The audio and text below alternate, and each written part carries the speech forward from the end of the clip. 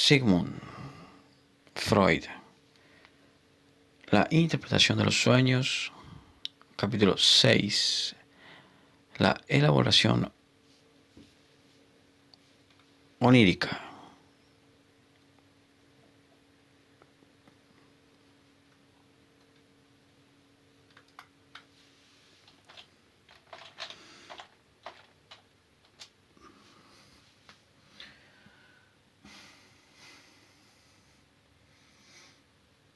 El cuidado de la representabilidad.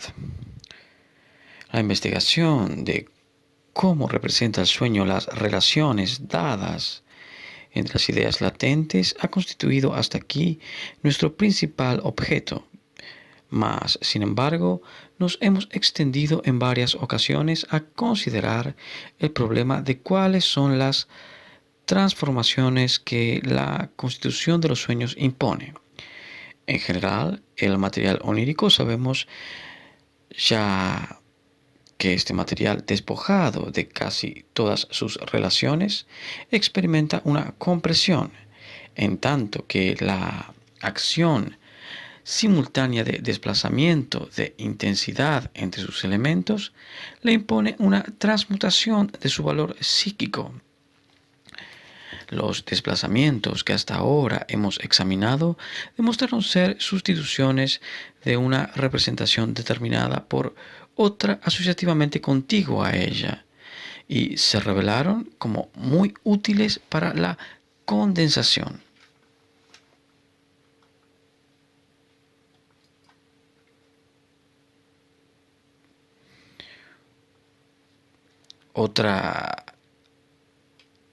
Permitiendo que en lugar de dos elementos pasase al contenido manifiesto uno solo intermedio común entre ellos. Pero el proceso del desplazamiento puede también revestir una forma distinta que aún no hemos mencionado y que, según nos muestra el análisis, se manifiesta en una permuta de la expresión verbal de las ideas correspondientes. Trátase siempre del mismo proceso, un desplazamiento a lo largo de una cadena de asociaciones, pero desarrollado en esferas diferentes, y su resultado es que en el primer caso queda constituido un elemento por otro, y en el segundo cambia un elemento su expresión verbal por otra distinta. Este segundo género del desplazamiento que se desarrolla en la formación de los sueños presenta desde luego un gran interés teórico y es, además, particularmente apropiado para esclarecer la apariencia de fantástico absurdo con la que el sueño se disfraza. El desplazamiento se realiza siempre en el sentido de sustituir una expresión incolora y abstracta de las ideas latentes por otra plástica y concreta. No es difícil comprender la utilidad y con ella el propósito de esta sustitución. Lo plástico es susceptible de representación en el sueño y puede ser incluido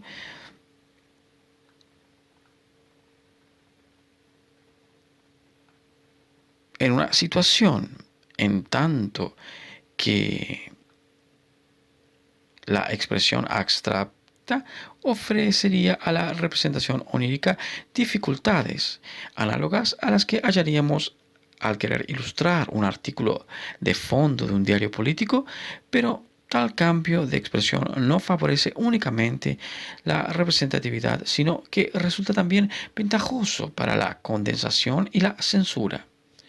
Una vez que la idea latente, abstractamente expresada e inutilizable en esta forma es trasladada a un lenguaje político, se producen más fácilmente que antes, entre tal idea en su nueva forma expresiva y el restante material onírico, aquellos contactos e identidades de que la elaboración precisa, hasta el punto de crearlos cuando no los encuentra dados de antemano, pues los términos concretos son en todo idiomas y consecuencias de su desarrollo, más ricos en conexiones que los abstractos. Podemos, pues, representarnos que gran parte de aquella labor intermedia que en la formación de los sueños tiende a reducir las diversas ideas latentes a una expresión unitaria y en breve, en lo posible, queda realizada en esta forma por medio de una adecuada modificación verbal de los distintos elementos latentes. Aquella idea cuya expresión hubiera de permanecer invariada por una razón cualquiera ejercería una influencia de distribución y selección sobre las posibilidades de expresión de la otra.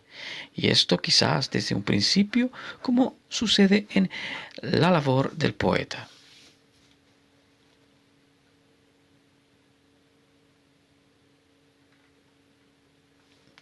Versos consonantes de una composición rimada han de satisfacer dos condiciones: expresar el sentido que le corresponda y hallar para él una expresión que contenga la rima.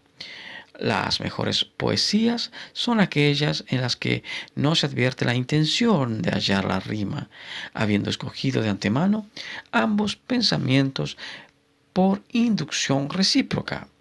Una expresión verbal que mediante una ligera elaboración ulterior haga surgir la consonancia, la permuta de la expresión verbal favorece en algunos casos la condensación onírica por un camino aún más corto, hallando un giro equívoco susceptible de proporcionar expresión a más de una de las ideas latentes.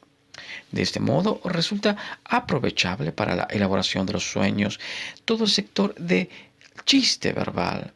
Esta gran importancia que la palabra nos revela poseer para la formación de los sueños no es cosa que debamos asombrarnos. La palabra, como punto de convergencia de múltiples representaciones, es, por decirlo así, un equívoco predestinado. Y la neurosis, fobias, representaciones obsesivas aprovechan con igual buena voluntad que el sueño las ventajas que la misma les ofrece para la condensación y el disfraz. No es difícil demostrar que el desplazamiento de la expresión resulta también favorable al disfraz de los sueños, pues siempre induce en error el que una palabra de doble sentido sustituya a dos de uno solo, y la sustitución de la tímida forma expresiva cotidiana por otra plástica detiene nuestra comprensión, sobre todo cuando, como sucede en el sueño, no hay nada que nos indique si los elementos dados han de ser interpretados literalmente o en un sentido indirecto, ni si por mediación de giros usuales intercalados al material del sueño. Ante la interpretación de un elemento onírico es en general dudoso a si debe ser tomado en sentido positivo o negativo, a relación antinómica; b si debe ser interpretado históricamente como reminiscencia; c simbólicamente; d o si debemos utilizar para nuestra interpretación su sentido literal. A pesar de esta multiplicidad de sentidos, puede decirse que las representaciones de la elaboración onírica que no pretenden ser comprendidas no plantean al traductor mayores dificultades que los antiguos jeroglíficos a sus lectores. En el presente trabajo hemos expuesto ya repetidos ejemplos de representaciones oníricas enlazadas únicamente por el doble sentido de la expresión. La boca se abre bien. En el sueño de la inyección de Irma, no puedo irme a andar todavía. En el últimamente citado, etcétera, comunicaré ahora un sueño en cuyo análisis desempeña un papel más importante la representación plástica de las ideas abstractas. La diferencia entre esta interpretación onírica y la que se realiza por medio del simbolismo, como en la antigüedad, puede determinarse con toda precisión en la interpretación simbólica. La clave de la simbolización es elegida por el interpretador, mientras que en nuestros casos de disfraz idiomático son tales claves generalmente conocidas y aparecen dadas por una fija costumbre del lenguaje, disponiendo en la ocasión precisa de la ocurrencia exacta, se hace posible interpretar total o fragmentariamente estos sueños sin recurrir para nada al sujeto. Una señora amiga mía tiene el siguiente sueño. Está en la ópera y se representa una obra de Wagner que ha durado hasta 7:15 de la mañana. El patio de butacas está lleno de mesas en las que comen y beben los espectadores. A una de ellas se halla sentado con su mujer, un primo suyo que acaba de regresar del viaje de novios. Junto a ellos un aristócrata. De este se sabe que la recién casada se lo ha traído de su viaje, franca y abiertamente, como quien se trae un sombrero o un recuerdo de lugares visitados. En el centro del patio de butacas se alza una alta torre que sustenta una plataforma rodeada de una verja de hierro. Allí arriba el director de orquesta, cuyo rostro es el de Hans Richter, corre sin descanso de un lado a otro detrás de la verja. Suda copiosamente y dirige a los músicos agrupados abajo en derredor de la base de la torre. La sujeto está sentada en un palco con una amiga conocida mía. Su hermana menor quiere alcanzarle desde el patio de butacas un gran pedazo de carbón, alegando que no había sabido que iba a durar tanto tiempo y se helaba ahora miserablemente. Como si durante la larga representación tuviera que ser alimentada la calefacción de los palcos, se trata, como puede verse, de un sueño harto desatinado, aunque bien concretado en una situación. Sus dos mayores absurdos son la torre que se alza en medio del patio de butacas y desde cuya cima dirige el músico la orquesta, y el trozo de carbón que la hermana del sujeto alcanza a ésta. Intencionadamente no sometí este caso al análisis en la forma acostumbrada y con solo cierto conocimiento de las circunstancias personales del sujeto del sueño me fue posible interpretar fragmentos aislados del mismo. Me era sabido que el sujeto había sentido una extraordinaria inclinación hacia un músico cuya carrera hubo de quedar prematuramente interrumpida por una enfermedad mental. Me decidí pues a interpretar literalmente la torre.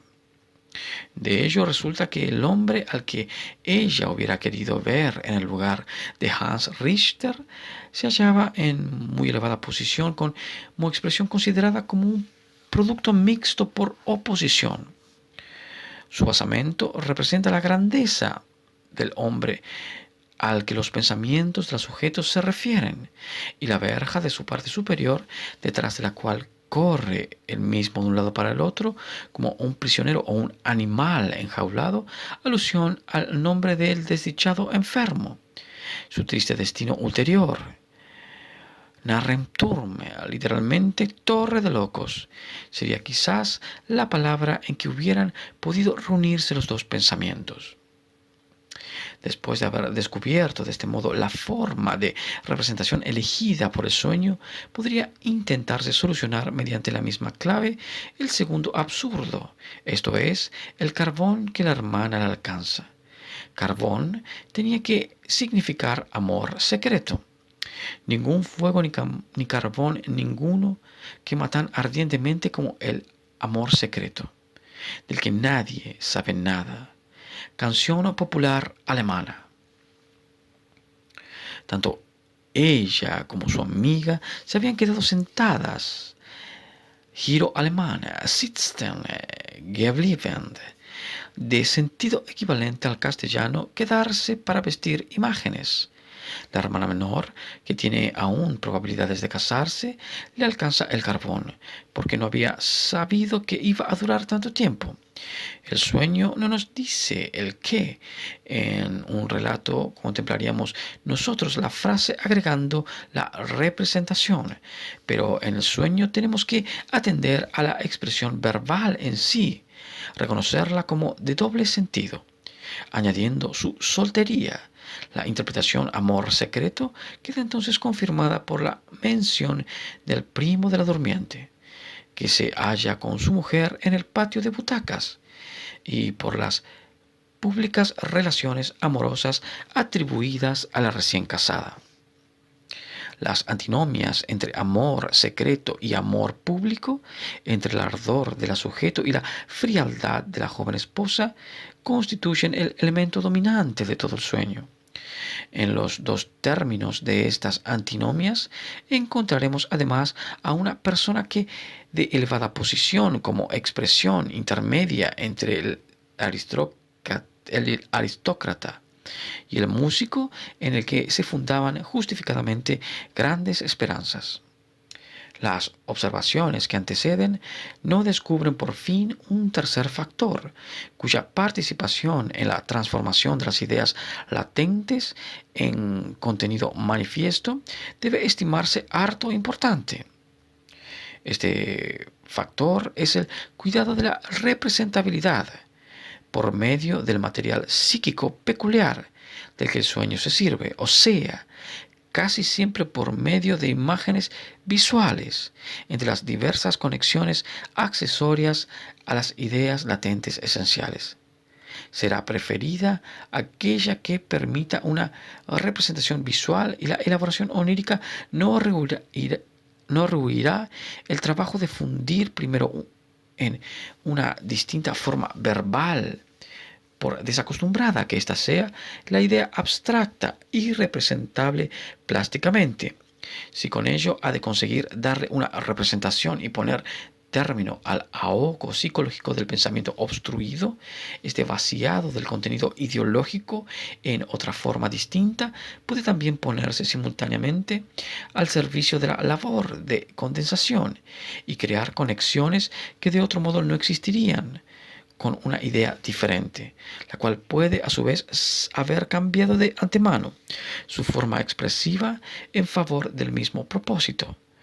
Herbert Silverer ha indicado un excelente procedimiento para observar directamente la transformación de ideas en imágenes, que tiene efecto en la formación de los sueños. Y estudiar así aisladamente este factor de la elaboración onírica, cuando, hallándose fatigado y adormecido, se imponía un esfuerzo mental, le sucedía con frecuencia que la idea buscada se le escapaba y surgía en cambio una imagen en la que podía reconocer una sustitución de la misma. Silverer da a esta sustitución el calificativo no muy apropiado de autosimbólica. Quiero reproducir aquí algunos de los ejemplos citados por este autor, ejemplos sobre los cuales habré de retornar más adelante a causa de determinadas cualidades de los fenómenos en ellos observados. Ejemplo número 1. Pienso en que tengo que suavizar el estilo un poco áspero de algunos párrafos de un artículo. Símbolo: me veo cepillando un trozo de madera. Ejemplo número 5. Intento hacerme presente el objeto de ciertos estudios metafísicos que me propongo emprender. A mi juicio, la utilidad de tales estudios consiste en que la investigación de las causas finales va abriendo camino al investigar hasta formas de conciencia o capas de existencia cada vez más elevadas. Símbolo: introduzco un largo cuchillo por debajo de una tarta como para servirme un pedazo. Interpretación: mi movimiento con el cuchillo significa el abrirse camino, de que mi pensamiento se trata. La base en que este símbolo se funda es la siguiente: en la mesa suelo encargarme alguna vez de cortar y servir a los demás una tarta, utilizando para ello un largo cuchillo flexible, cosa que requiere cierto cuidado.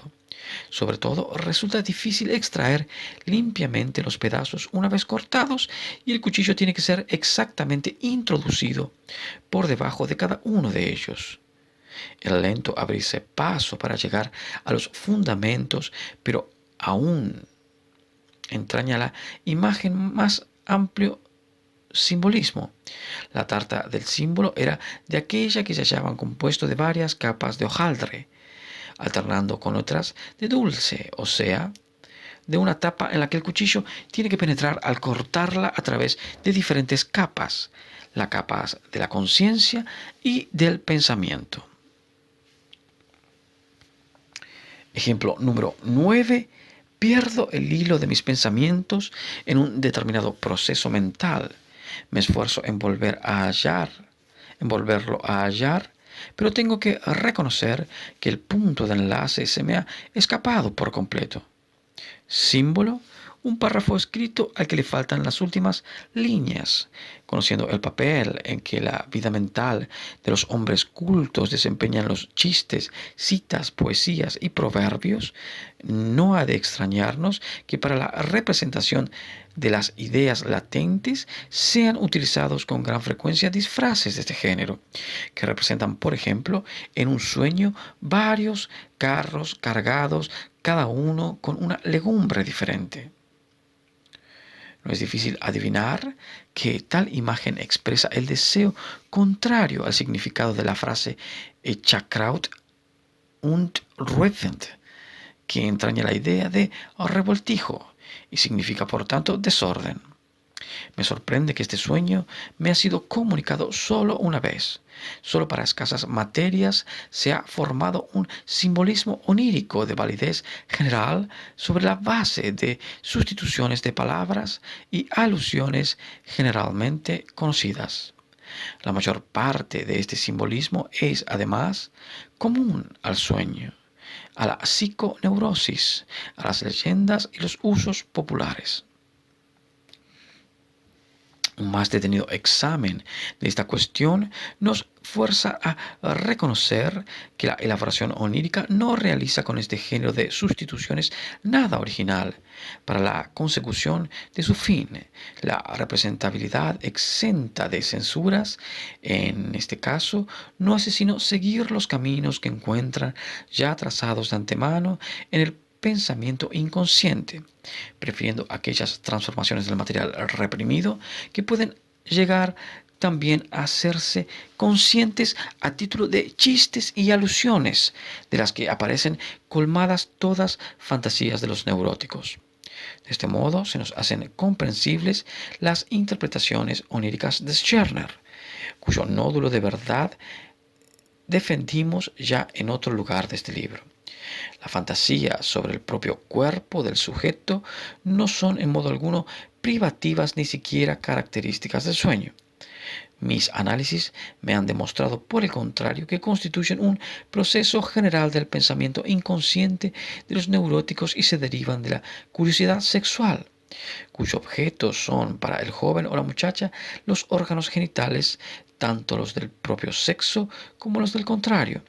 Pero como ya lo hacen resaltar muy acertadamente Scherner y Volkelt, no es la casa el único círculo de representaciones que el sueño y la fantasía inconscientes de la neurosis utilizan para la simbolización del cuerpo. Conozco desde luego pacientes que han conservado el simbolismo arquitectónico del cuerpo y de los genitales. El interés sexual sobrepasa con exceso el terreno de los genitales exteriores, y para los cuales las columnas y los pilares representan las piernas. Como en el Cantar de los Cantares, cada puerta una de las aberturas del cuerpo, agujeros, las cañerías, el aparato vesical, etc. Pero también el círculo de representaciones de la vida vegetal o de la cocina son empleados para el encubrimiento de imágenes sexuales. En el primero de estos círculos de representaciones hallamos elaborados ya por los usos del idioma un precipitado de metáforas de la fantasía procedentes de las épocas más antiguas: la viña del Señor, la semilla, el jardín de la doncella, en el Cantar de los Cantares.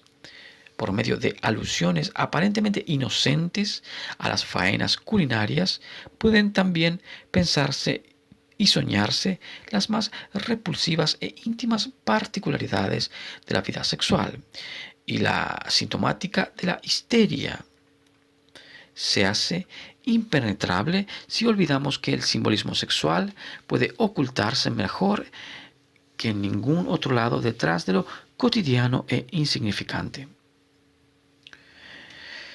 El que un niño neurótico no pueda ver la sangre o la carne cruda o vomite a la vista de los huevos o de los fideos y el enorme incremento que toma en el adulto neurótico el natural temor que al hombre normal inspiran los reptiles, todo ello posee un sentido sexual. Y al servirse de tales disfraces, no hace la neurosis más que seguir los caminos hollados por la humanidad entera en antiguos periodos de civilización, caminos que, bajo la ligera capa de tierra acumulada por los siglos, continúan aún existiendo hoy día, como lo prueban los usos del lenguaje, las supersticiones y las costumbres. Añadiré aquí que el sueño de las flores, del que ya tratamos en páginas precedentes, subrayado en su redacción todo lo que debe interpretarse como sexual, este bello sueño cesó de gustar a la paciente una vez interpretado. A. Sueño preliminar. Va a la cocina en la que se hallan las dos criadas y la regaña por no haber terminado aún de hacer ese poco de comida.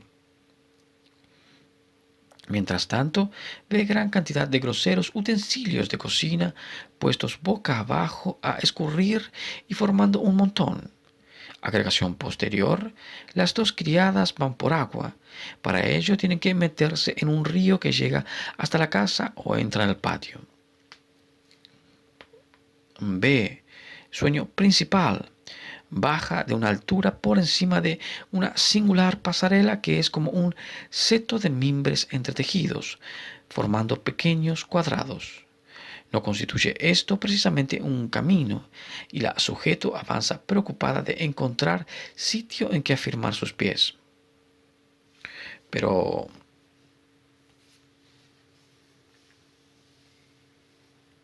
al mismo tiempo muy contenta de ver que sus vestidos no quedan enganchados en ningún sitio y puede conservar así un aspecto decente, en la mano lleva una gran rama como de un árbol con flores rojas y muy frondosa. En el sueño cree la sujeto que son flores de cerezo, pero parecen más bien camelias, aunque éstas no crecen en un árbol. La rama muestra primero una de estas flores, luego dos y luego otra vez una. Al llegar abajo se han deshojado ya casi por completo. En esto se ve un criado que se diría está peinando a un árbol parecido, pues arranca de él con la madera gruesos mechones de pelo que cuelgan de su tronco como si fuera musgo.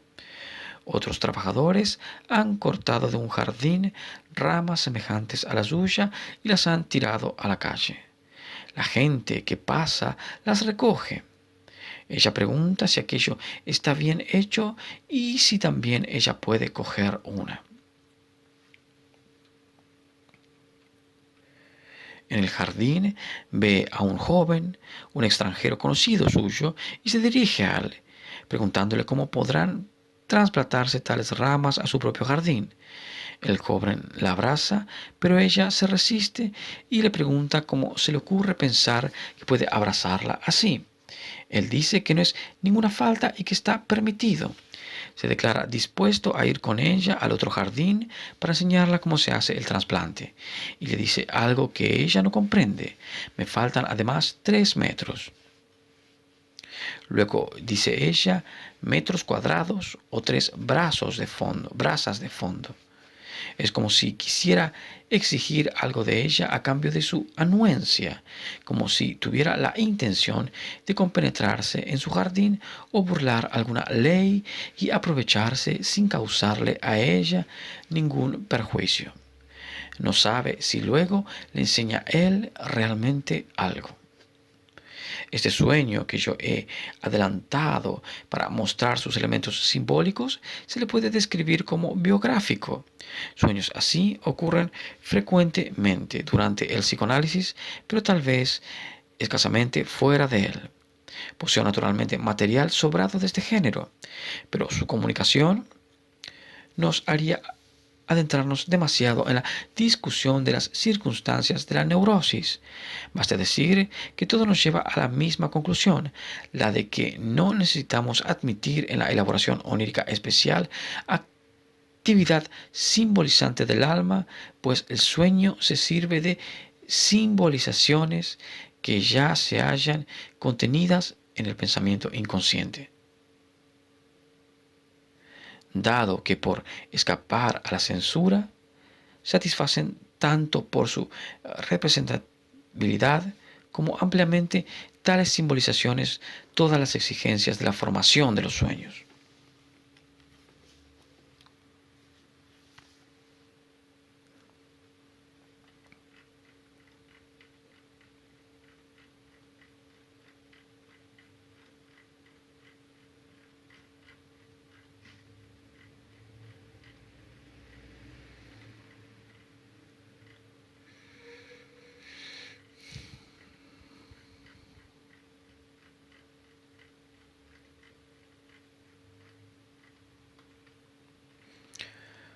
Voy a dejar hasta acá. Este capítulo, esta parte del capítulo 6 me resulta bastante interesante.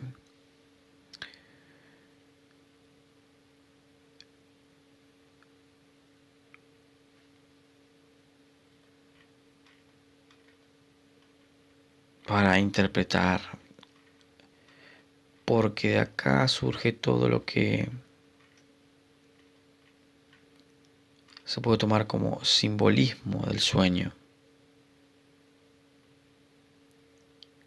que después va a continuar con la representación simbólica en el sueño.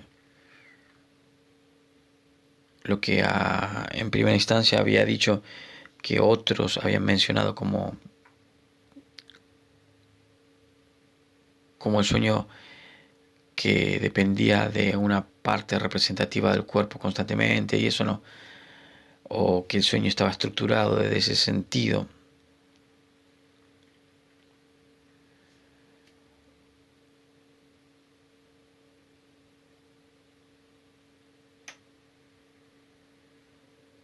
Lo, lo que hace Freud lo hace muy comparable con todo el tema del uso del lenguaje, algo como una cualidad poética metafórica, por así decirlo. Y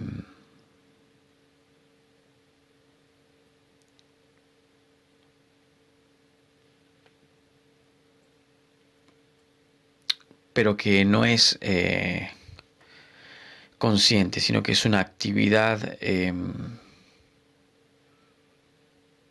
simbolizante del alma